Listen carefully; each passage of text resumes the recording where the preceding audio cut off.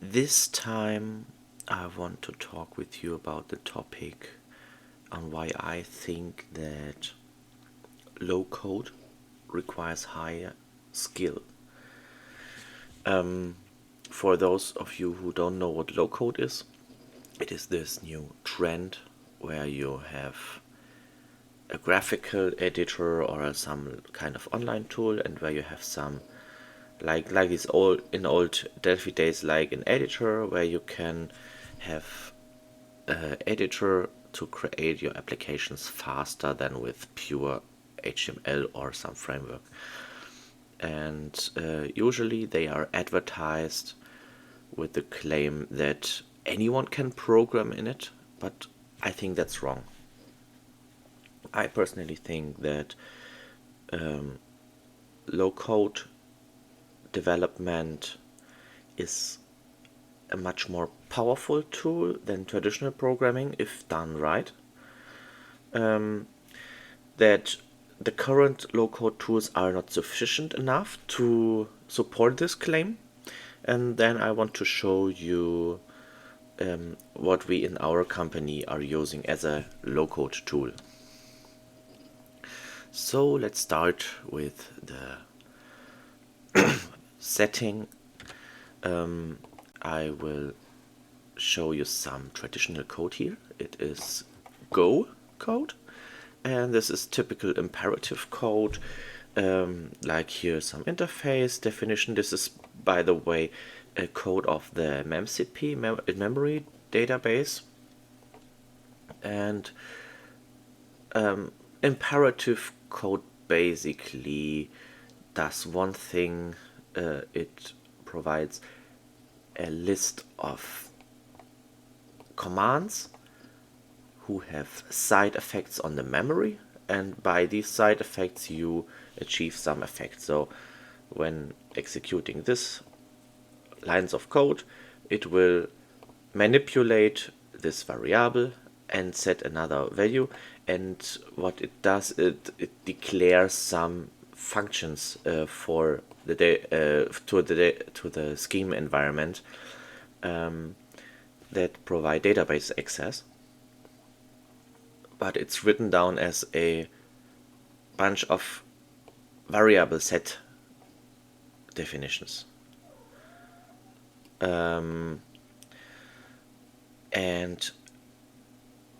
this is imperative programming has very few primitives. You have like a some methods to some helpers to import things. Then you have some data structure definition primitives. You have functions to reuse code, and you have kind of instructions which can be variable assignments, if, while, some other control instruments, and function calls. And that's basically it. More there's not more primitives. You can just create any application with it that you want. And that's, on the one side, this is really cool because you have to learn a few primitives, and then you are able to to create everything you want. But on the other hand, it is like walking on hands.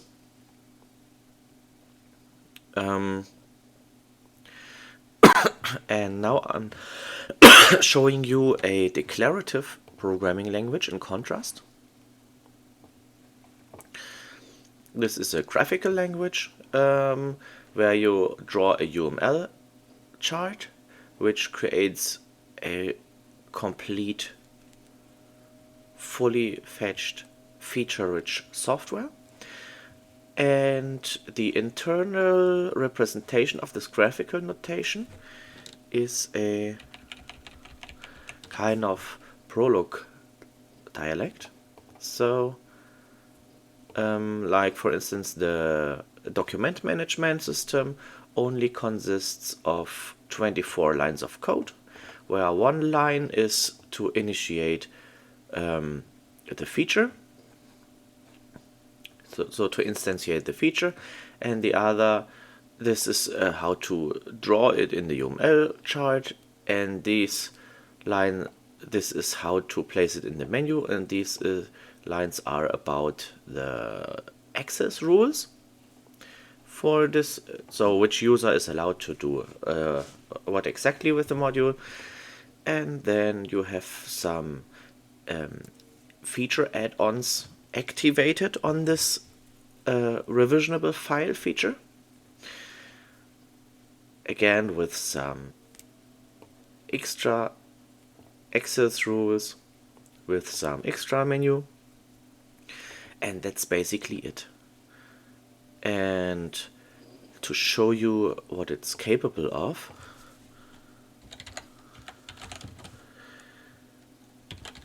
we can go into exactly this project, like how it's compiled.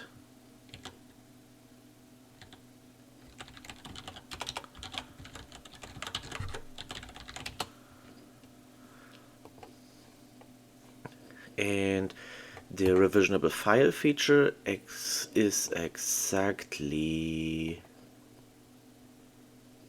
here. DMS categories.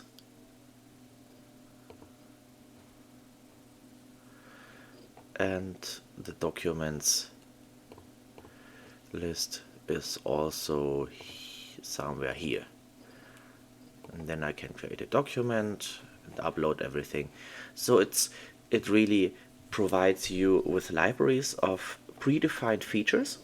It is called feature-oriented programming. And you can instantiate predefined features.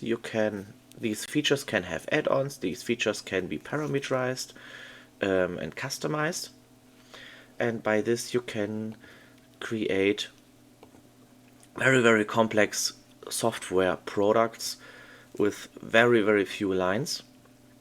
And because this is so simple, these features are also very easily updatable. So whenever you choose to improve this document management system, every project that involves the document management system will get the new features.